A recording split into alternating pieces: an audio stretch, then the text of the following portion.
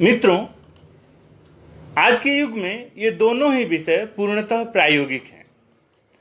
एक तरफ योग का पूरे संसार में बोलबाला है और भारतीय सभ्यता, संस्कृति, भारतीय साहित्य, भारतीय वाङ् में इस योग का संपूर्ण विश्व के लिए प्रचारक, प्रसारक, अभिबोधक बना हुआ है। वहीं इसका जो दूसरा क्षेत्र है मनोविज्ञान, वह भी प्रायोगिक रूप में सर्वप्रथम इस विश्व को देने का श्रेय भारतीय वाङ्मय को ही है, भारतीय परंपरा को ही है। अतः व्यावहारिक दृष्टि से ये दोनों ही विषय पूर्णतः अद्यतन परिस्थिति में उपयोगी तथा प्रासंगिक हैं। आज जिस विद्या, जिस शास्त्र, जिस क्रियाकलाप या व्यवहार को हम देखते हैं, उसी विद्या के प्रति हम आकृष्ट होते हैं, उसी शास्त्र के प्रति हमारा समर्पण होता है, उसी क्रियाकलाप या व्यवहार का हम अनुसरण भी करते हैं। फलतः योग और मनोविज्ञान ये दोनों ही विषय आज के परिप्रेक्ष्य में पूर्णतः प्रासंगिक प्रतीत होते हैं। चाहे भारतीय ज्ञान परंपरा हो अथवा पाश्चात्य विचार प्रक्रिया, दोनों ही संदर्भों में योग और मनोविज्ञान सामयिक परिस्थिति में, इस समय की जो परिस्थिति है, वर्तमान कालिक जो घटनाक्रम है, इस परिस्थिति में, इस घटनाक्रम में ये दोनों ही विषय अत्यंत प्रासंगिक हैं। योग और मनोविज्ञान दोनों ही ऐसे क्षेत्र हैं जिनमें जो जितना क्रियात्मक और अध्यवसायी होगा, वह उतना ही मानवता की पराकाष्ठा को प्राप्त करेगा। वस्तुतः संपूर्ण भारतीय ज्ञान परंपरा ही पूर्णतः व्यावहारिक और क्रियात्मक है। पाश्चात्य दर्शनों के अनुरूप भारतीय दर्शनों का उदय न केवल उत्सुकता वश ही हुआ है, अपितु भारतीय दर्शनों का मानव जीवन के साथ हमेशा ही अविच्छिन्न संबंध रहा है। मानव जैसे जैसे अपनी विकास परंपरा में संलग्न है, वैसे वैसे नवीनता की जो है आवश्यकता हो रही है। नवीन वस्तुओं की, क्रियाकलापों की, नए तथ्यों की आवश्यकता नित्य प्रतिदिन हो रही है और इन आवश्यकताओं की पूर्ति के लिए व्यक्ति आजीवन प्रयासरत है, विचारमग्न है, क्रियारत है। अतः जीवन का कोई भी ऐसा पहलू हो, उस प्रत्येक पहलू का अभिन्न हिस्सा बनता है दर्शन। वहीं पर मनोविज्ञान को यदि देखें तो मनोविज्ञान भी दर्शन का ही एक प्रायोगिक स्वरूप है। आप जब मनोविज्ञान के बारे में पढ़ रहे होंगे, देख रहे होंगे, सुना होगा, तो यह देखे भी होंगे, सुने भी होंगे कि मनोविज्ञान का आरंभ भी वस्तुतः दर्शन से ही होता है। वो चाहे आप भारतीय परिप्रेक्ष्य को पढ़ें, समझें, या फिर पाश्चात्य परिप्रेक्ष्य को, दोनों ही परिप्रेक्ष्यों में मनोविज्ञान का आरंभ, आधार कहीं न कहीं दर्शन में ही जुड़ा हुआ है। और व्यावहारिक रूप से देखा जाए तो जीवन यापन पद्धति का पथ प्रदर्शक योग विज्ञान मनोविज्ञान का एक प्रायोगिक हिस्सा है। मनोविज्ञान क्या है? दर्शन का हिस्सा हुआ, और योग क्या है? इसी मनोविज्ञान का एक प्रायोगिक स्वरूप है। कैसे, इस पर हम चर्चा करेंगे क्रमशः। वस्तुतः याज्ञवल्क्य की स्मृति में महर्षि याज्ञवल्क्य ने लिखा है, हिरण्यगर्भो योगस्य वक्ता मान्यः पुरातनः। अर्थात हिरण्यगर्भ ही इस योग शास्त्र के प्राथमिक प्राक्तन वक्ता हैं। यहीं से योग शास्त्र का आरंभ होता है।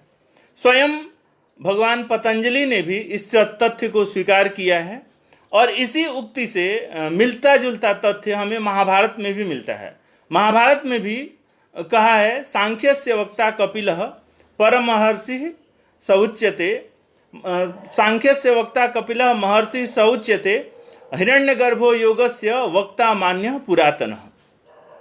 यानी ये जो योग शास्त्र है, इसका आरंभ ही न केवल किसी व्यक्ति ने किया है, अपितु एक दार्शनिक परंपरा की आधारभूत जो श्रृंखला है या आधारभूत जो स्तंभ है दार्शनिक परंपरा की, वहीं से इसकी शुरुआत होती है। वह परंपरा कहाँ से शुरू होती है? तो यहाँ प्रश्न उठता है कि हिरण्यगर्भ आखिर हैं कौन? वस्तुतः हिरण्यगर्भ किसी मनुष्य का नाम नहीं है, अपितु हिरण्यगर्भ ही सर्वप्रथम उत्पन्न हुए प्रजापति हैं। इसकी पुष्टि स्वयं वेद मंत्र से ही होती है। हिरण्यगर्भः समवर्तताग्रे भूतस्य जातः पतिरेक आसीत् सदाधार पृथ्वीं द्यामुते माम कस्मै देवाय हविखा विधेम। इससे स्पष्ट होता है कि हिरण्यगर्भ ही योग शास्त्र के प्रथम वक्ता हैं और हिरण्यगर्भ ही इस दार्शनिक परंपरा के आरंभ करता है। भारतवर्ष में योग का क्षेत्र बहुत ही विस्तृत है। ज्ञान का जीवन के साथ सीधा संबंध होने के कारण हर क्षेत्र में क्रियात्मक विज्ञान की आवश्यकता रही है, क्योंकि व्यक्ति का जीवन का जो भी लक्ष्य है उस लक्ष्य को क्रियात्मकता प्रदान करने के लिए हमेशा ही मनोविज्ञान और योग अपना पक्ष रखते हैं, अपना सहयोग प्रदान करते हैं और व्यक्ति के अंतिम लक्ष्य की प्राप्ति तक हमेशा वो सहयोग करते रहते हैं। इसी प्रक्रिया में मनोविज्ञान और योग, इन दोनों का आपस में परस्पर संबंध है। मनोविज्ञान और योग में मुख्य संबंध कहाँ है? तो योग वस्तुतः चित्तवृत्तियों का निरोध है और मनोविज्ञान भी व्यक्ति के मनोमस्तिष्क में जो कुछ भी समस्याएं आती हैं, जिसके वजह से व्यक्ति कर्तव्य विमूढ़ हो जाता है, उस परिस्थिति में उनके समस्याओं का समाधान करने के लिए हमेशा वहां पर आधारभूत रूप में उपस्थित होता है मनोविज्ञान। और इसी को भगवान श्री कृष्ण ने भी गीता में कहा है, योगस्थः कुरु कर्माणि संगम त्यक्त्वा धनंजय सिद्ध्या सिद्ध्ययो समो भूत्वा समत्वम योग उच्यते। समरूप जो अवस्थिति है, उपस्थिति है, यही योग है। और इस योग में समरूपता किसकी है, कहाँ की है? तो समरूपता यहाँ पर हमेशा विद्या अविद्या, ये जो दो पदार्थ हैं, ग्राह्य और त्याज्य जो दो अंश हैं, उसमें से त्याज्य अंशों को छोड़ करके ग्राह्य अंशों को अपनाना ही विद्या का द्योतक है। योग विद्या की जो अनुशीलन परंपरा है, यह बहुत ही प्राचीन है। विश्व का प्रत्येक व्यक्ति जो उत्तम स्वास्थ्य, आंतरिक सौंदर्य और आत्मदर्शन का अभिलाषी है, वह योग का अभ्यास करता है। वैदिक युग में ऋषियों ने जब ब्रह्म विद्या का अन्वेषण आरंभ किया, तभी से उन्हें योग की आवश्यकता प्रतीत हुई। योग एक सच्ची विद्या है जिसका फल प्रत्यक्ष रूप से आंतरिक सौंदर्य के रूप में मुख पटल पर स्वतः ही प्रतिबिंबित होता है। अब देखिए, योग भी आधुनिक रूप में हम योग क्या जान रहे हैं? सामान्यतः सिर्फ क्रियाकलाप में अवस्थित, क्रियात्मकता व्यवहार में अवस्थित जो प्रक्रिया है, इसी को योग शब्द से संबोधित कर रहे हैं। योग करने का मतलब कुछ शारीरिक व्यायाम, कुछ साधना जिसमें हमारे मन मस्तिष्क स्थिर हों, जिससे हमारी एकाग्रता बढ़े। इनसे क्या होता है, हमेशा हमारा आंतरिक सौंदर्य जब निखरता है तो उसका प्रतिबिंबन हमारे मुख पटल पर दिखाई देता है और मुख पटल पर दिखाई देने से हमेशा ही व्यक्ति की क्रियाशीलता बनी रहती है, व्यक्ति में स्फूर्ति बना रहता है, व्यक्ति में क्रियात्मकता बनी रहती है। इसीलिए योग जो है उसका व्यावहारिक प्रयोग हमेशा व्यक्ति को सक्रिय रखता है। वही मनोविज्ञान क्या करता है? मनोविज्ञान भी जब कोई कर्तव्य से विमूढ़ हो जाता है या उसमें कहाँ जाना चाहिए, कहाँ नहीं जाना चाहिए, क्या करना चाहिए, क्या नहीं करना चाहिए, इसमें निश्चय नहीं कर पाता है, ऐसी परिस्थिति में एक मार्गांतीकरण की जो पद्धति है वह मनोविज्ञान बताता है। मार्गांतीकरण अर्थात कर्तव्य जो क्षेत्र है उसमें अभिप्रेरित करने की जो प्रक्रिया है, उस प्रक्रिया को बताने वाला, उस प्रक्रिया की द्योतक जो है वह हो जाता है मनोविज्ञान। वस्तुतः वैदिक मंत्रों की रचना भी योगाभ्यास की पराकाष्ठा का ही परिणाम प्रतीत होता है। इसे भगवान पतंजलि ने ऋतंभरा प्रज्ञा कहा है।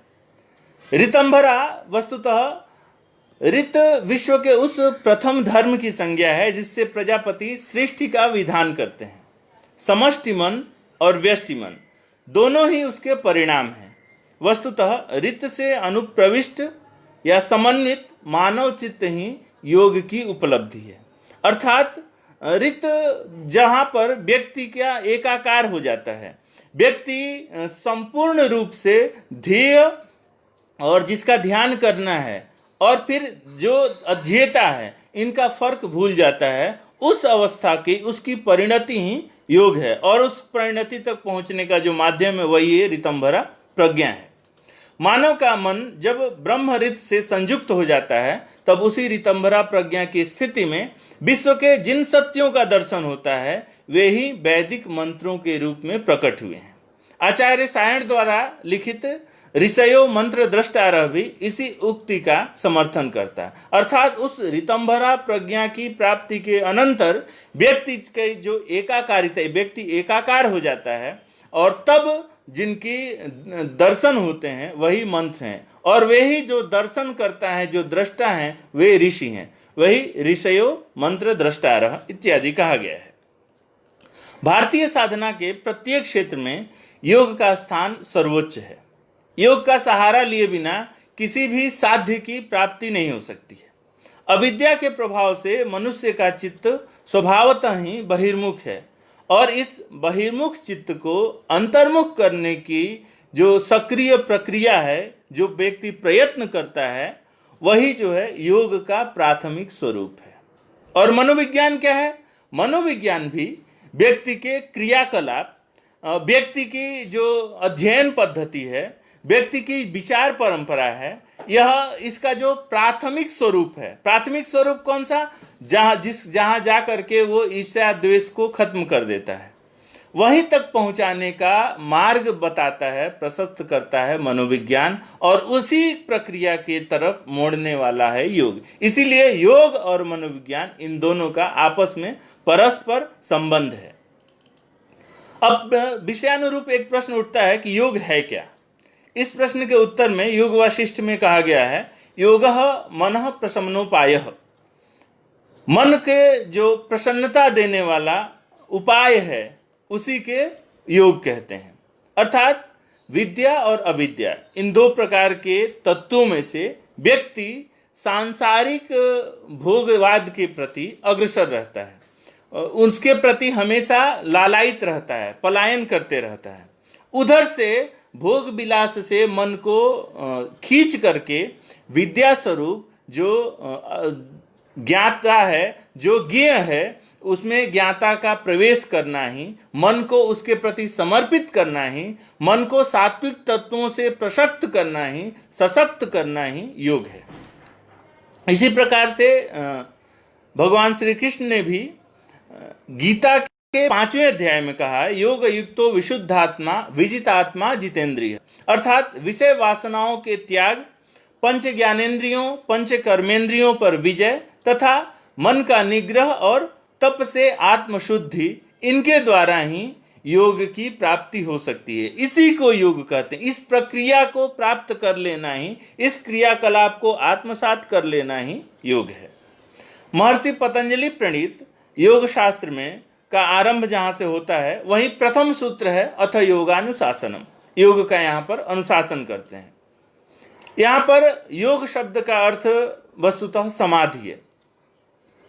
यदि व्याकरण की निष्पत्ति प्रक्रिया में जाएंगे तो योज शब्द की निष्पत्ति वस्तुतः दो प्रकार के धातुओं से दिखाई देती है।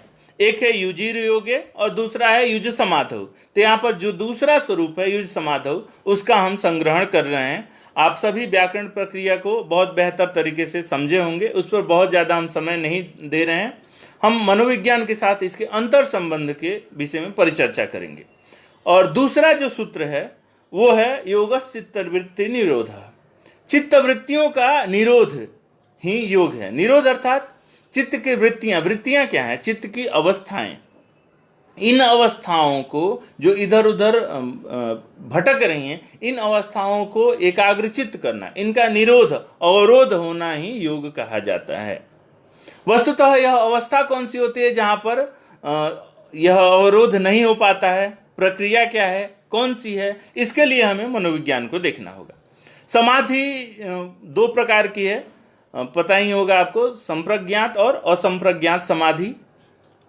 और अभी हम फिर अब देखते हैं कि योग की जो प्रक्रिया है, योग में जो चित्तवृत्तियों का निरोध है वो क्या है। चित्तवृत्तियों का निरोध, इसको समझने के लिए बहुत ही आसानी से, बहुत बेहतर जो है विषय है, प्रकरण है श्रीमद् भगवत गीता। भारतीय मनोविज्ञान का आधारभूत है। और मनोविज्ञान जो आजकल, जब हमने यह कह दिया कि मनोविज्ञान का आधार दर्शन है, तो वहां पर दर्शन का ही एक हिस्सा वस्तु उपनिषद है, और गीता भी एक उपनिषद है। और गीता में जो आधुनिक मनोविज्ञान प्रयोग आधारित अपनी प्रक्रिया बताते हैं, प्रयोग के आधार पर किसी निष्कर्ष को प्राप्त करने की जो प्रक्रिया बताते हैं, इसी निष्कर्ष को प्राप्त करने की जो प्रक्रिया है, जो क्रियाकलाप है, जो वस्तु स्थिति है, जो अवस्थिति है, वही है मनोविज्ञान। और श्रीमद् भगवत गीता इसका आधार है। उदाहरण के लिए आप देख रहे होंगे, पहले अध्याय के कुछ बिंदुओं को हम देखते हैं। जब अर्जुन मोहासक्त हो जाते हैं, एक योद्धा का क्या धर्म है, इस योद्धा के धर्म को भूल जाते हैं और अपने जो मानसिक स्थिति, अपने चित्त की वृत्ति का वहां भगवान श्री कृष्ण के समक्ष उपस्थापन करते हैं और कहते हैं, दृष्ट्वे मम स्वजनम कृष्ण युयुत्सुम समुपस्थितम सीदंति मम गात्राणि मुखम च परिशुष्यति वे पथुश्च शरीरे में रोमहर्षस्य जायते गांडीवम संसृते हस्तात् त्वचैव परिदह्यते न च शक्नोम्यवस्थातुम भ्रमति वच मे मनः नाकांक्षे विजयम कृष्ण न राज्यम न सुखानि च किम नो राज्येन गोविंद किम भोगैर्जीवितेन वा। वस्तुतः पहले श्लोक में कह रहे हैं कि दृष्टे मम स्वजनम कृष्ण, हे कृष्ण, यहाँ पर अपने स्वजनों को देख करके, एक योद्धा का कार्य क्या है, युद्ध भूमि में जाने के बाद एक योद्धा का कार्य है युद्ध करना, किंतु वहां पर अपने मन की जो वृत्तियां हैं, मन की जो अवस्था है, उस अवस्था को रोकने में असमर्थ हो जाते हैं अर्जुन, और कहते हैं कि हे कृष्ण, यहाँ पर दृष्टि मैं ये अपने स्वजनों को देख करके, ऐसे स्वजन जो लड़ने के लिए उपस्थित हुए हैं, इनको देख करके या इनके समक्ष मैं लड़ने के लिए उपस्थित हुआ हूं, इनको देख के सीदंति मम गात्राणि मुखम च परिशुष्यति, मेरे जो है हाव भाव कहीं ना कहीं, ये जो है गात्र हमारे हैं, ये कहीं ना कहीं सूजने लगे हैं, इनमें पसीना छूटने लगा है और मुख हमारा सूखने सा लगा है। और वे पथुश्च शरीरे में रोमहर्षस्य जायते, मेरा शरीर जो है ऐसा लग रहा है कि इसमें बल ही नहीं है, आत्मबल ही अब नहीं बचा है अर्जुन के पास इस समय, और एक रोमांचित हो रहा है, ऐसा रोमांचित कि वह कार्य करने में कहीं ना कहीं जो है सक्षम नहीं है, समर्थ नहीं है। और गांडीवम संसृते हस्तात् त्वचैव परिदह्यते, गांडीव जो धनुष है वो हाथ से स्वयं ही सरक रहा है, हट रहा है, और त्वक जो हमारी त्वचा है वो भी जलने सी लगी है। न च शक्नोम्य अवस्थातुम, हे कृष्ण, इनके समक्ष में उपस्थित नहीं रह सकता। न च शक्नोम्य अवस्थातुम भ्रमति वच मे मनः, मेरा यह जो मन है वो भ्रमण कर रहा है, इधर उधर जो है विषय राग में इधर उधर घूमने लगा है कि हम इनके सामने कैसे उपस्थित हो जाएं। आगे वो कह रहा है, नकांक्षे विजयम कृष्ण न च राज्यम सुखानि च, हे कृष्ण, मुझे इस युद्ध के द्वारा विजय नहीं चाहिए और न मुझे इस राज्य की अभिलाषा है। इन सबको मारने के बाद जो उपभोग के लिए हमें राज्य मिलेगा, उस राज्य का हमें क्या करना है। हे गोविंद, किम नो राज्य न गोविंद किम भोगैर्जीवितेन वा, इन जब ये रहेंगे ही नहीं तो हमें एक के जीवित रह करके इसका उपभोग करने से हमें क्या लाभ होगा, क्या प्राप्ति होगी। और वो है कौन जिनको देख अर्जुन की अवस्था हुई, तो वो कहते हैं, आचार्याः पितरः पुत्रास् तथैव च पितामहाः मातुलाः स्वसुराः पौत्राः श्याला संबंधिनस्तथा एतान् नहन्तुमिच्छामि नतोपि मधुसूदन अपि त्रैलोक्य राज्यस्य हेतुः किम नु मही कृते। देखिए, कह रहे हैं कि वो हैं कौन जिनसे हमें युद्ध करना है। आचार्याः, हमारे ही अपने गुरुवर हैं, पितरः, हमारे अपने सभी पूज्य हैं, पुत्रास्तथा, और हमारे सभी पिता पुत्र, यही पितामह ये लोग हैं, मातुल मामा हैं, ससुर हैं, पौत्र हैं, शाला संबंधी ही तो हैं, इनके साथ हम युद्ध कैसे कर सकते हैं हे कृष्ण। तब वो कह रहे हैं कि एतान न हन्तुम इच्छामि, मैं इनको मारना नहीं चाहता हूं, हे मधुसूदन इनको मैं कथम अपि मारना नहीं चाहता हूं। और अपि त्रैलोक्य हेतु, यदि तीनों लोगों का तुम मुझे स्वामी बना दो फिर भी मैं इन तीन लोगों को मारना नहीं चाहता हूं। और सिर्फ इस पृथ्वी के लिए मैं इनका हनन क्यों करूं, मैं इनका वध क्यों करूं। आगे कह रहे हैं कि कथम भीष्म महम संख्ये द्रोणम च मधुसूदन ईशुभि प्रतियोत्सामी पूजार्हावरिसूदन। हे मधुसूदन, हे कृष्ण, ये जो भीष्म और द्रोण ये लोग हैं ये तो पूजा के योग्य हैं, इनसे मैं युद्ध कैसे करूंगा। अर्थात ये संपूर्ण अर्जुन के मन की जो अवस्था है यहां पर बताई गई है, इसी को वृत्ति कहते हैं। और अब इसका संशोधन मनोविज्ञान कैसे करता है उसको देखिए। जब ऐसी परिस्थिति उत्पन्न होती है तो एक कुशल मनोवैज्ञानिक की भूमिका में वहां उपस्थित होते हैं अर्जुन के सारथी भूत महाभारत में रहने वाले भगवान श्री कृष्ण। और उन्होंने कहा क्लैब्यम मास्म गमः पार्थ नैतत्त्वयुपपद्यते क्षुद्रम हृदय दौर्बल्यम त्यक्तोत्तिष्ठ परंतप। हे अर्जुन, तुम इस क्लीबता को मत दिखाओ, तुम जो है अपनी असमर्थता को मत दिखाओ, मत बताओ। और यह क्योंकि यह तुम्हें शोभा नहीं देता है, तुम जो है इतने बड़े वीर, इतने बड़े पराक्रमी हो और इस प्रकार की अपनी मनोवृत्ति का वर्णन करके कहीं ना कहीं तुम जो है कायरता प्रदर्शित कर रहे हो। इस कायरता को, इस क्लैब्यता को प्रदर्शित मत करो। और अपने हृदय की जो क्षुद्रता है, इस क्षुद्रता को छोड़ करके तुम क्षुद्रम हृदय दौर्बल्यम, और दुर्बलता, इस कमजोरी को छोड़ करके क्षुद्रम हृदय दौर्बल्यम त्यक्तोत्तिष्ठ परंतप। हे तपस्वी, तुम जो है इस क्षुद्रता को, इस दुर्बलता को तोड़ करके ऊपर उठो और युद्ध के लिए तैयार हो। तो एक तरफ उसके मनोवृत्ति है जो कि उसको युद्ध करने से रोक रही है, और दूसरे तरफ वही मनोविज्ञान आ रहा है। और मनोविज्ञान क्या समझा रहा है कि यह जो भी प्रक्रियाएं हैं ये कहीं ना कहीं तुम जैसे साहसी को, और वो भी ऐसे युद्ध भूमि में आकर ऐसी बातें करने के लिए इजाजत नहीं देती है। हमेशा जो कमजोर व्यक्ति होते हैं, जो दुर्बल होते हैं, जो कायर होते हैं, वे इस तरह की बातें करते हैं। इसलिए हे अर्जुन, तुम्हारे द्वारा ऐसी बातें नहीं की जानी चाहिए। और फिर अर्जुन को दिलासा देने के लिए समझाते हैं, कहते हैं, क्या कहते हैं, वासांसि जीर्णानि यथा विहाय नवानि गृह्णाति नरोपराणि तथा शरीराणि विहाय जीर्णा न्यन्यानि संजाति नवानि देहि।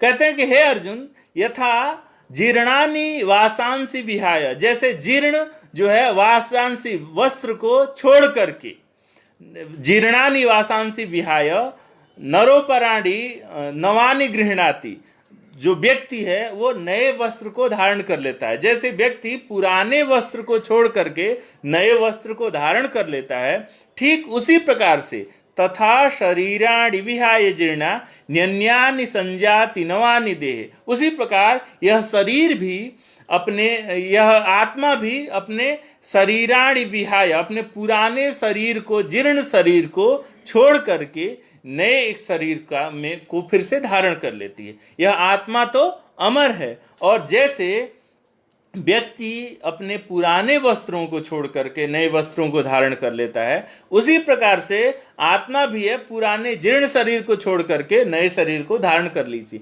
इसलिए तुम इनको मार कहां रहे हो, आत्मा तो इनकी हमेशा जीवित रहेगी। जो तुम्हारे सगे संबंधी हैं, जो तुम्हारे पूजा योग्य हैं, जो तुम्हारे गुरुजन हैं, जो तुम्हारे संबंधी हैं, वो तो सभी अमर हैं, सभी की आत्मा हमेशा जीवित रहती है। इनका शरीर मरेगा, आत्मा इनकी हमेशा जीवित रहेगी। इसीलिए हे पराक्रमी योद्धा अर्जुन, तुम उठो और युद्ध करो। इस प्रकार से भगवान श्री कृष्ण ने उसके चित्त वृत्तियों का, जो उसके हृदय की अवस्था है, तात्कालिक अवस्था, उस अवस्था को से उसको बाहर निकालने का प्रयास किया। और यही मनोविज्ञान का, प्रायोगिक मनोविज्ञान का सबसे बड़ा आधार है।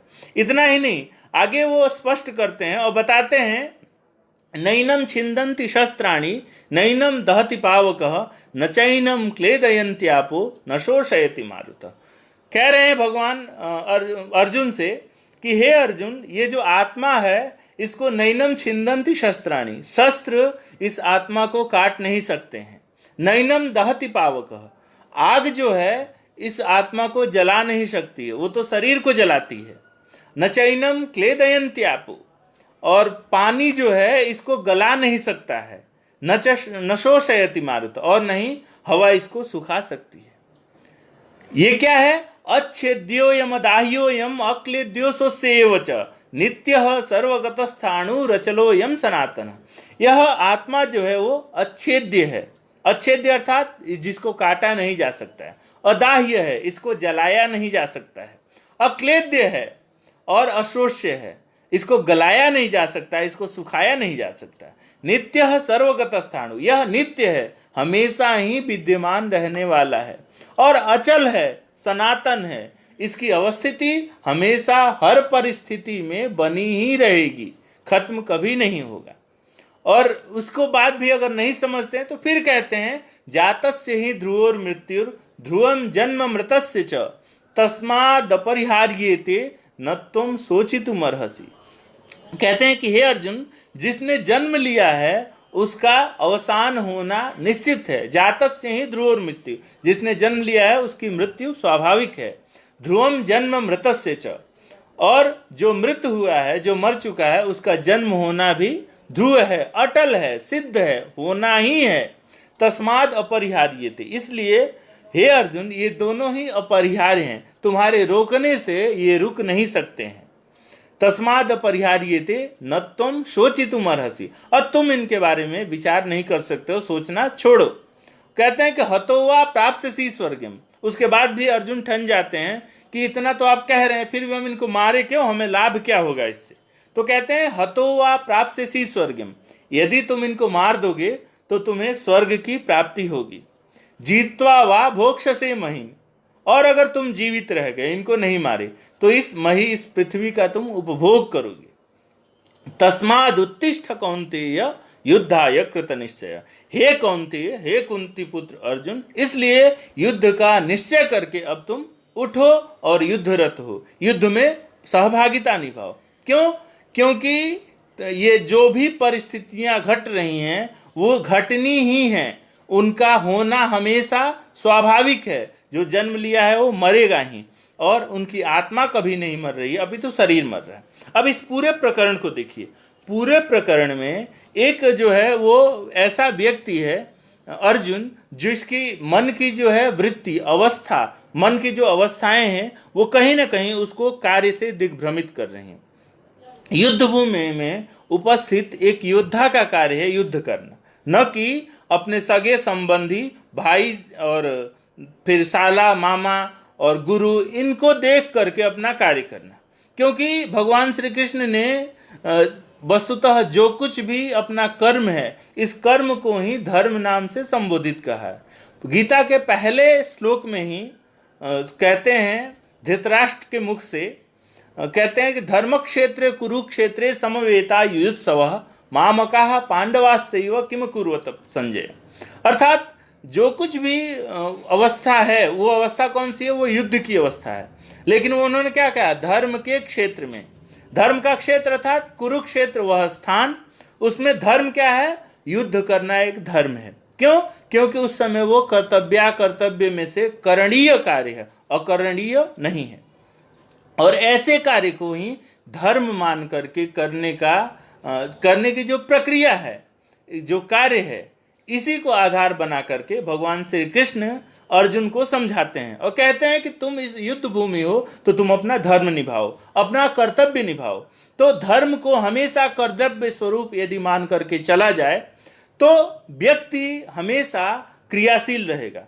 कभी भी उसको जो है ईर्ष्या, द्वेष या फिर आजकल की जो सांस्कृतिक परंपरा है, जो सामाजिक अवस्था है जिसमें हम विघटित हो रहे हैं, बार बार परिवार टूट रहा है, समाज टूट रहा है और कहीं ना कहीं हम एक दूसरे से असूया करने से लग रहे हैं। तो इस अवस्था का समाधान होगा जब हम अपने कर्म को धर्म मान करके संश्लिष्ट होंगे और हर एक कर्म को पूरी निष्ठा से निभाएंगे तो निश्चित ही आगे हमें सफलता भी मिलेगी। तो देखिए, जैसे कृष्ण की, अर्जुन की जो मनोवृत्ति है, इस मनोवृत्ति का पूर्णतः समाधान करते हैं भगवान श्री कृष्ण। तो भगवान श्री कृष्ण की यह जो अवस्था है एक कुशल मनोवैज्ञानिक की अवस्था है और अर्जुन की जो अवस्था है वह वो किम कर्तव्यम विमूढ़ है, उस अवस्था से निकालने का श्रेय जाता है भगवान श्री कृष्ण को। आधुनिक मनोविज्ञान भी तो यही कहता है। मनोविज्ञान क्या कहता है? मनोविज्ञान कहता है कि व्यवहार में परिवर्तन करना हम सिखा देंगे। आपने सुना होगा, पढ़ा होगा, शिक्षा शास्त्र का क्षेत्र में अधिगम शब्द को बहुत बार अंग्रेजों ने और फिर पाश्चात्यों ने लर्निंग को ले आया, फिर अधिगम को हमने परिभाषित किया। ये अधिगम है क्या? वस्तुतः अधिगम वही है कि कार्य व्यवहार में परिवर्तन। जो कार्य हम कर रहे थे, जो हमारी अवस्था थी, उस अवस्था को बदल जाना, उस अवस्था को बदल देना ही अधिगम है। तो यह जो अवस्था थी, जितना दिग्भ्रमित थे अर्जुन, उनको उनके व्यवहार में परिवर्तन करा देना ही अधिगम है, और भगवान श्री कृष्ण ने यही किया हुआ है। तो योग क्या है? चित्तवृत्तियों का निरोध ही योग है। और मनोविज्ञान क्या कहता है? वो चित्तवृत्तियों के निरोध की प्रक्रिया में सहायता देता है। इसलिए योग और मनोविज्ञान ये दोनों परस्पर जो है पूर्णतः सहसंबंधित है। यहाँ पर एक प्रश्न और उठता है। आपने मनोविज्ञान को पढ़ा होगा, समझा होगा, देखा होगा, तो मनोविज्ञान का को अलग अलग परिप्रेक्ष्यों में देखा। और हम यहाँ पर जो मनोविज्ञान की चर्चा कर रहे हैं वह भारतीय जो परंपरा है, भारतीय जो अध्ययन परंपरा है, भारतीय जो विचार परंपरा है, वो उसमें हमने कह दिया कि दर्शन से ही मनोविज्ञान का आरंभ होता है। वो चाहे पाश्चात्य विचार परंपरा हो या भारतीय विचार परंपरा हो। फिर भी भारत में जो आधुनिक शिक्षा पद्धति है वह अंग्रेजों के द्वारा दी गई पद्धति है। हम सभी को इस चीज को स्वीकार करना चाहिए। आज जो भारतीय विद्यालयों और विश्वविद्यालयों में शिक्षण की परंपरा चल रही है, पद्धति चल रही है, जो ज्ञान परंपरा चल रही है, जो पाठ्यक्रम चल रहा है, वो बहुत अधिक मात्रा में अंग्रेजों के द्वारा दी गई व्यवस्था से प्रभावित है।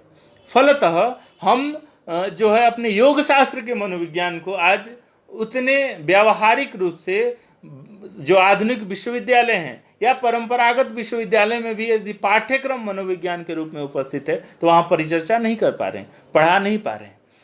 आप इस चीज को देखिए, सैद्धांतिक मनोविज्ञान यदि आप देखिएगा, अंतर्दर्शन विधि मनोविज्ञान की एक सामान्य छोटी सी चर्चा कर लेते हैं मनोविज्ञान, पाश्चात्य मनोविज्ञान की विकास परंपरा की।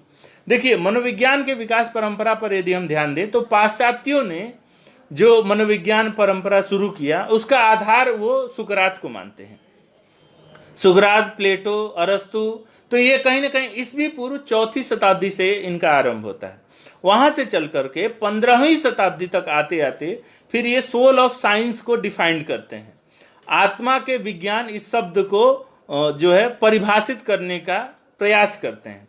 तो सुकरात का कार्य जो है, समय जो है, वो कहीं ना कहीं वो सिद्ध करते हैं कि 399 ईस्वी पूर्व में सुकरात को जहर दे करके वो मार दिया गया। उस समय से पहले उसकी अवस्थिति थी। वहीं भारतीय ज्ञान परंपरा में देखिए तो हम अपौरुषीय इस योग को हमने कहा कि हिरण्यगर्भ ही योग शास्त्र के वक्ता हैं, आधार हैं, प्रथम कर्ता हैं, जिनका जो अपौरुषीय हम इसको मानते हैं। यहां से इस मनोविज्ञान का हम संग्रहण करते हैं और इसी विचार परंपरा को हम अपनाते हैं। दुर्भाग्य यह है भारतीय विश्वविद्यालयों का, महाविद्यालयों का, भारतीय शिक्षा पद्धति में मनोविज्ञान का अध्ययन, जो आधुनिक मनोविज्ञान, वो 11वीं कक्षा से शुरू होता है। और एनसीईआरटी ने, राष्ट्रीय शैक्षिक अनुसंधान प्रशिक्षण परिषद ने मनोविज्ञान की किताबें छाप रखी हैं। उसको जब हम पढ़ेंगे तो वहां भी दिखाएगा कि वही 15वीं शताब्दी 16वीं शताब्दी में भारत में मनोविज्ञान का अध्ययन अध्यापन का आरंभ होता है। और उसी 15वीं शताब्दी 16वीं शताब्दी को पाश्चात्यों ने भी स्वीकार किया। उस 16वीं शताब्दी में तब इन्होंने सोल ऑफ साइंस कहा है। आत्मा का अध्ययन करने वाला जो विज्ञान है वो मनोविज्ञान है।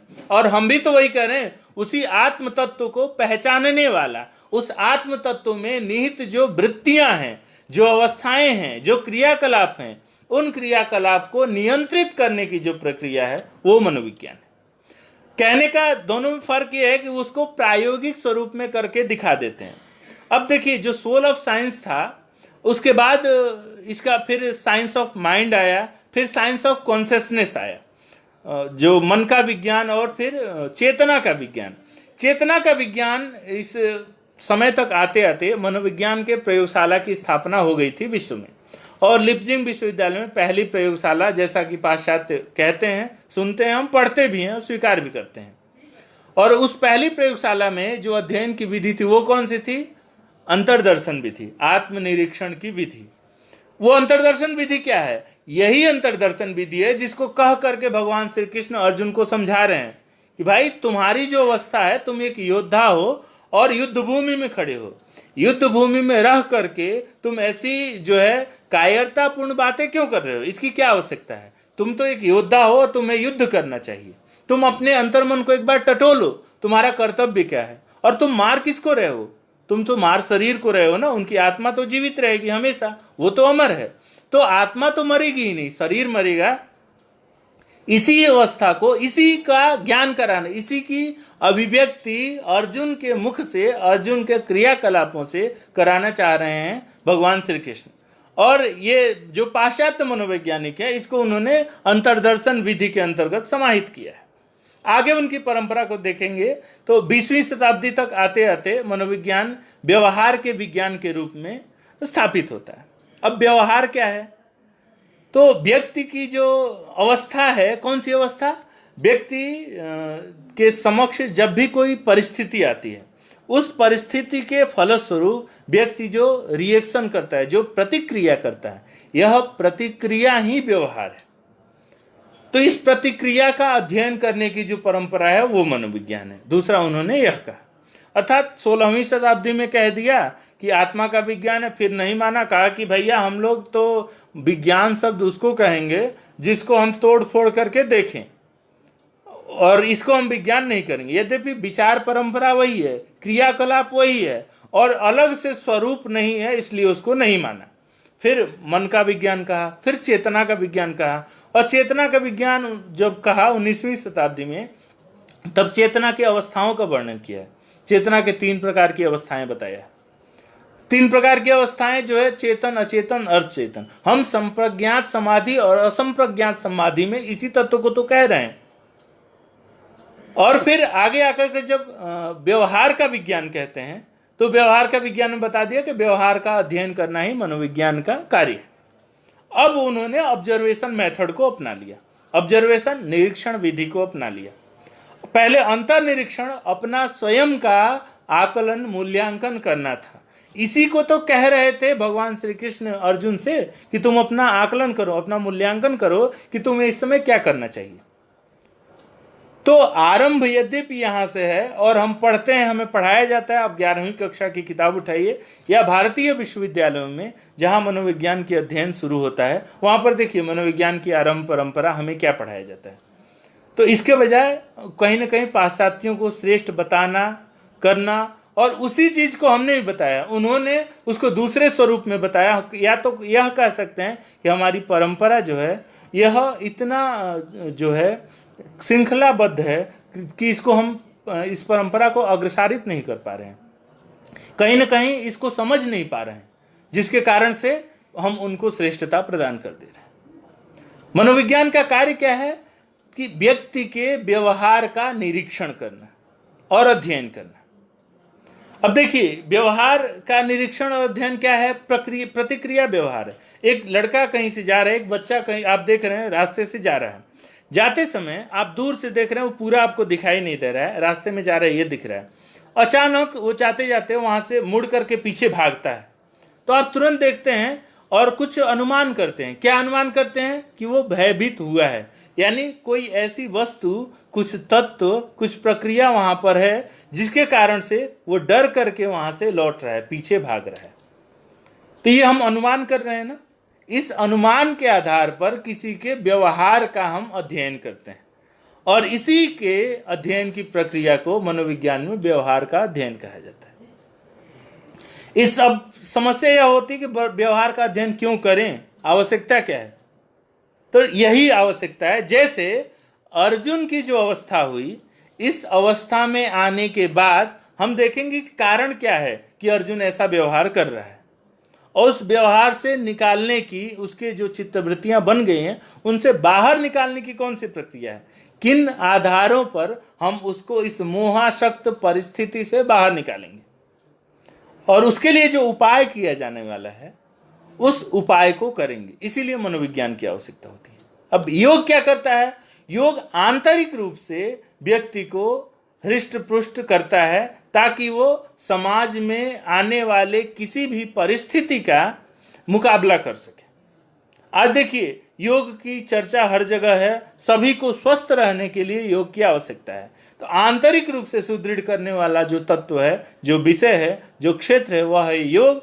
और व्यक्ति को बाह्य अभिप्रेरकों से साथ परिस्थिति का जो मुकाबला करने के लिए, परिस्थिति का हम के साथ सामंजस्य स्थापित करने के लिए जो अभिप्रेरित करने वाला विषय है, वह है मनोविज्ञान। मनोविज्ञान की अध्ययन परंपरा में वस्तुतः आज हम एक पूरी विकास परंपरा को पढ़ते हैं और अलग अलग बिंदुओं पर अलग अलग परिप्रेक्ष्यों में मनोविज्ञान को बांटते हैं। यहाँ पर बहुत विस्तृत हम इसकी परिचर्चा नहीं कर रहे हैं। सामान्य रूप से आप देखिए, एक अधिगम करता है, अधिगंता कौन? छात्र। उस छात्र को किस अवस्था में क्या चाहिए, इसके लिए हमें कहीं ना कहीं परिस्थिति बनानी पड़ती है ताकि वो विषय को समझे। और इसका उद्देश्य क्या है, क्रियाकलाप क्या है, इसकी प्रक्रिया क्या है, सामान्य रूप से इसको देखते हैं। देखिए, एक लड़का है जिसको खेल में खेलना बहुत पसंद है, खेल में रुचि है और पढ़ना उसको अच्छा नहीं लगता है। तो कहीं ना कोई कुछ कारण है कि वो पढ़ना क्यों नहीं पसंद कर रहा है। इसके दो कारण हो सकते हैं। एक तो शारीरिक कोई कारण हो जिसके कारण से उसकी एकाग्रता नहीं बन रही है, उसके शरीर में कोई समस्या है जिसके कारण से वो देर तक बैठने के लिए तैयार नहीं हो पा रहा है, उसकी आंखों में, हाथ पैर में, शरीर में कहीं कोई भी समस्या है। इन समस्याओं के समाधान के लिए निरंतर वो योगाभ्यास करे और उन शक्तियों पर नियंत्रण स्थापित करे, एकाग्रचित्तता बनाने का प्रयास करे। उसके बाद अब एक परिप्रेक्ष्य आता है कि वो खेल में रुचि है, विषय को पढ़ना नहीं चाहता है। तो विषय को खेल के साथ कैसे जोड़ा जाए, यह बताने वाला जो विषय क्षेत्र है वह है मनोविज्ञान। अब मनोविज्ञान क्या कहता है कि जैसे एक बच्चे को खेल पसंद है, उसको गणित पसंद नहीं है, तो गणित पढ़ाने के लिए हमेशा बच्चे को खेल विधि को अपनाया जाए। बच्चे को भाषा पसंद नहीं है, वो कह रहा है कि ये आपका शास्त्र और विषय हम नहीं पढ़ना चाह रहे हैं, नहीं चाह रहे हैं। तो यदि आप कथा कहानी के माध्यम से उसको इन विषयों को उसके सामने उपस्थापित करेंगे तो उसकी अभिरुचि जगेगी। आज देखिए, समाज का कहीं ना कहीं विघटन हो गया है, विघटित हो रहा है समाज, हम दो हमारे दो की प्रक्रिया है। और संयुक्त परिवारों का विघटन होने के कारण बच्चे भी कहीं ना कहीं अकेले होने लगे हैं। दादी नानी की कहानियां उनको नहीं मिलती, घर की संस्कृति और जो सभ्यता थी, जो परंपरा थी, वह उनको प्राप्त नहीं हो पा रही है। इसके कारण वह भी कहीं ना कहीं समाज से दूर होते जा रहे हैं। नतीजा, वो अकेले या झुंड में भी किसी विषय में एक साथ रह करके भी कई बार अपने आप को अकेले महसूस करते हैं। तो उनके सामने यदि कथा कहानियों के माध्यम से इन विषयों को उपस्थापित किया जाए तो धीरे धीरे इन विषयों में उनकी रुचि हो जाएगी और रुचि के साथ साथ उनका जो अध्यापन करने वाला विषय है उसको भी हम साथ में जोड़ते जाएंगे। एक समय आ जाएगा जब वो मुख्य विषय में ही उनकी हमेशा एकाग्रचित्तता बनी रहेगी। कुछ अधिगम के सिद्धांत बताए गए हैं, पढ़े गए हैं। यह एक सिद्धांत हमने चर्चा की, यह भी अधिगम का सिद्धांत है। व्यवहार परिवर्तन का नाम अधिगम है, हमने बताया। अर्जुन के व्यवहार का परिवर्तन कर जाते हैं भगवान श्री कृष्ण। मनोविज्ञान क्या करता है, व्यक्ति को एक नए व्यवहार को सिखाने के लिए परिस्थितियों का निर्माण करता है। जैसे किसी व्यक्ति को एक कार्य करने नहीं है या उसकी अभिरुचि नहीं है। कौन सी अभिरुचि नहीं है? जैसे मान लीजिए विषय को पढ़ने की वो कोशिश नहीं कर रहा है, तो दूसरे विषय के साथ उसको जोड़िए धीरे धीरे। जैसे आप कथा कहानी के माध्यम से शास्त्रों की चर्चाएं उसके सामने उपस्थापित कर रहे हैं, उसी प्रकार कोई उद्दीपक रखिए। देखिए, उद्दीपक अनुक्रिया अनुबंधन सिद्धांत मनोविज्ञान का बहुत ही विस्तृत यह सिद्धांत है। संक्षिप्त रूप में इसकी चर्चा करते हैं आपके सामने। उद्दीपक अनुक्रिया संबंध वस्तुतः संबंधवाद के माध्यम से ही मनोविज्ञान में शैक्षिक अनुसंधानों की प्रक्रिया आरंभ होती है। और उद्दीपक अनुक्रिया संबंध क्या करता है कि व्यक्ति के सामने कुछ उद्दीपक रखा जाए और उस उद्दीपक के अनुकूल व्यक्ति अनुक्रिया करे और धीरे धीरे इसको कई बार करते करते करते करते धीरे धीरे व्यक्ति को उसमें अभिरुचि हो जाएगी। अर्थात जब उसका कार्य, जैसे मान लीजिए 10वीं कक्षा में पास हो जाओगे तो तुम्हें साइकिल, मोटरसाइकिल, मोबाइल, लैपटॉप इत्यादि दिया जाएगा। आजकल सरकार भी इस नीति को अपना रही है, पहले अभिभावक भी अपनाते थे, आज भी अपनाते हैं। इसके माध्यम से बच्चे को वस्तुतः मुख्य चीजें क्या चाहिए, वह वस्तु जिसका आपने उसके सामने प्रोत्साहन स्वरूप जिसको रखा हुआ है, वह उद्दीपक है, वह स्टिमुलस है, और उस उद्दीपक के अनुरूप व्यवहार करने के लिए वो बाध्य होता है। कई प्रकार का कार्य करता है, कई प्रयास करता है, इन प्रयासों के माध्यम से उस व्यवहार को सीख जाता है। इस प्रक्रिया को ही अधिगम कहते हैं। ठीक वैसे ही यह है जैसे इसने अर्जुन को भगवान ने सिखा दिया। अर्जुन नहीं चाहते थे कि युद्ध किया जाए, किंतु उनको युद्ध में उन्होंने प्रवृत्त कराया, उनकी परिस्थितियां बनाई, नहीं सिर्फ परिस्थितियां बनाई अपितु उनसे यह कहलवा दिया कि मैं युद्ध करने के लिए तैयार हूं पूर्णतः। आगे जाके अर्जुन कहते हैं भगवान श्री कृष्ण से, नष्टो मोहा स्मृतिर्लब्धा त्वत्प्रसादान मयाच्युत, और फिर कहते हैं धन्योस्मि कृतकृत्योस्मि करिष्ये वचनम तव। कहते हैं कि हे अच्युत, हे श्री कृष्ण, मैं धन्य हूं, धन्योस्मि कृतकृत्योस्मि, मैं कृतज्ञ हूं तुम्हारा कि तुम्हारे ये जो वचन है, तुम्हारा कथन है, इससे जो मेरी आसक्ति थी, जो मेरा मोह है, वो नष्ट हो गया है।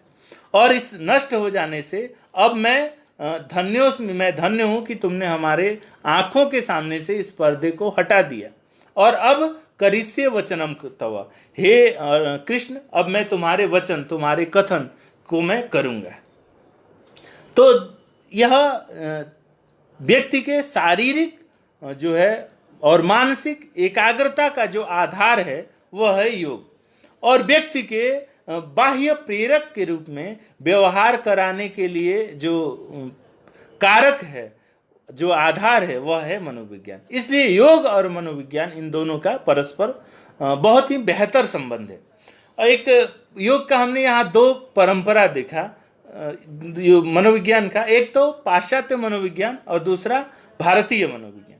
भारतीय मनोविज्ञान ही कुछ अलग अलग शब्दों से संबोधित करने का प्रयास किया है पाश्चात्यों ने, और हम उसी को लेकर के पढ़ते हैं, पढ़ाते हैं। कहीं ना कहीं हमारे भारतीय विश्वविद्यालयों का दुर्भाग्य है।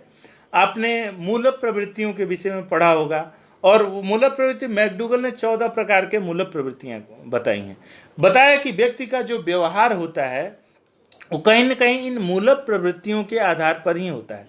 अर्थात व्यक्ति में इन मूल प्रवृत्ति पहले से विद्यमान रहती है। इन मूल प्रवृत्तियों के आधार पर ही व्यक्ति कोई भी कार्य व्यवहार करता है, और इसी को भारतीय साहित्य में, भारतीय वाङ्मय में स्थायी भाव कहा गया। स्थायी भाव अर्थात वो भाव जो परिस्थिति के उत्पन्न होने पर व्यक्ति में दिखाई देते हैं, वो स्थायी भाव। 8 प्रकार के 9 प्रकार के मुख्यतः स्थायी भाव, फिर अनगिनत इनके भेदोपभेद हैं। इसी प्रकार पाश्चात्यों ने भी, मैकडूगल ने मुख्यतः 14 प्रकार की मनोवृत्तियां बताई हैं, जिसको मूल प्रवृत्ति कहते हैं। तो दोनों का संदर्भ, दोनों का परिप्रेक्ष्य एक ही है, दोनों की शब्दावली में सिर्फ फर्क है, और इसी फर्क के कारण हम आज जो पढ़ रहे हैं उसको पाश्चात्य मनोविज्ञान कहते हैं और उनके नाम से संबोधित करते हैं, जबकि वही परंपरा, वही तत्व, वही हम अलग संदर्भों में, अलग नाम उपनामों से भारतीय परंपरा में पूर्णतः विद्यमान है। अब एक संदर्भ उठता है कि जब भारतीय परंपरा में, भारतीय अध्ययन पद्धति में ये सब विद्यमान ही है, तो हम पाश्चात्यों का अनुकरण क्यों कहते हैं? तो यहाँ पर मैं आपको याद दिलाना चाहूँगा, एक बार मैकाले की नीति थी। मैकाले चाहता था कि ऐसे भारतीय नागरिकों का निर्माण हो जो कि शरीर से और वेशभूषा से भारतीय हों, और मन से और क्रियाकलाप से जो है पाश्चात्य हों, अंग्रेज हों। और इस क्रियाकलाप को करने में, इस नियम को नियमबद्ध करने में मैकाले पूर्णतः सफल रहा। यही कारण है कि हम भारतीय साहित्य, भारतीय वाङ्मय को कहीं ना कहीं छोटे रूप में देख रहे हैं, नहीं अध्ययन कर पा रहे हैं, और आधुनिक प्रक्रिया, जो आधुनिक क्षेत्र है, उनके तरफ लालायित हैं, जाने के लिए बार बार अग्रसर हैं। यहाँ पर योग को ही आप ले लीजिए। योग में योग शास्त्र, योग की विधियां, पद्धतियां, क्रियाकलाप और इनके शब्दों से बहुत कम परिचित हैं, लेकिन आसनों का नाम हमें पता है। उन आसनों का नाम भी आजकल तो जो ये सब फिटनेस क्लब के नाम से आने लगे हैं, ये इन आसनों के नामकरण अलग से कर दिया है इन्होंने अंग्रेजी में। तो कहीं ना कहीं हमारी जो परंपरा रही है, हमारी जो संस्कृति रही है, उसके ऊपर ये बहुत बड़ा घात कर रहे हैं। इसको हमें समझना चाहिए और भारतीय वाङ्मय पद्धति, परंपरा, इसको निरंतर बनाए रखने के लिए प्रयास करना चाहिए।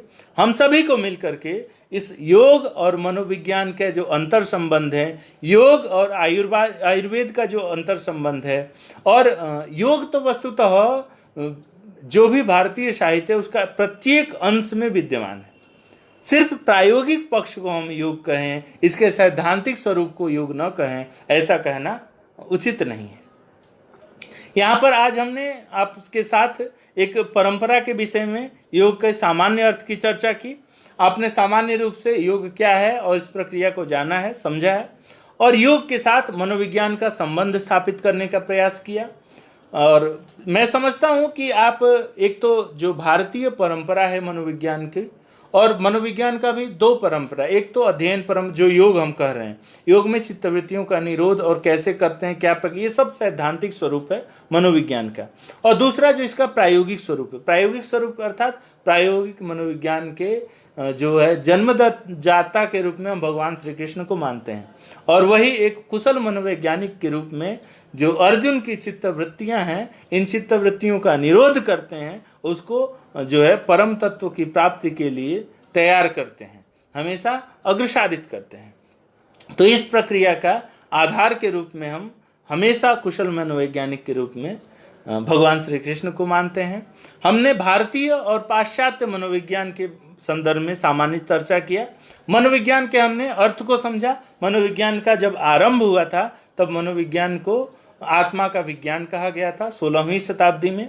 इसकी जो पाश्चात्य मनोविज्ञान है, इनकी जो परंपरा है, उनकी परंपरा में अरस्तु, प्लेटो से और सुकरात, प्लेटो, अरस्तु से होते हुए डेकार्टे तक के समय में आता है।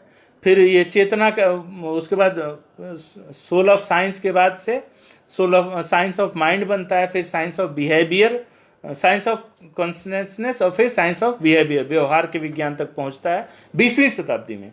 और व्यवहार का अध्ययन करना है इसका प्रमुख लक्ष्य है। इस व्यवहार का अध्ययन क्यों किया जाना चाहिए? ताकि व्यक्ति के व्यवहार को देख करके उसमें आने वाली समस्याओं या भविष्य में उसके होने वाली समस्याओं का समाधान किया जा सके।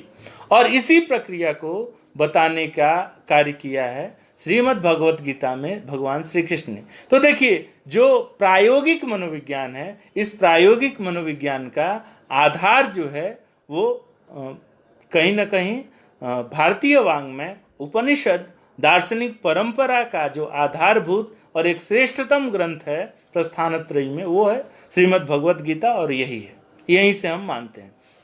तो योग और मनोविज्ञान ये दोनों ही परस्पर जो है अंतः संबंधित है। इन दोनों का ही भारतीय परिप्रेक्ष्य हो या पाश्चात्य परिप्रेक्ष्य हो, दोनों के संदर्भ में एक ही अर्थ है, एक ही आशय है, एक ही क्रियाकलाप है, और दोनों का जो है वो लक्ष्य है व्यक्ति को क्रियाशील बनाना, व्यक्ति के मानसिक, शारीरिक या फिर व्यावहारिक समस्याओं को दूर करने के कार्य योग बनाना।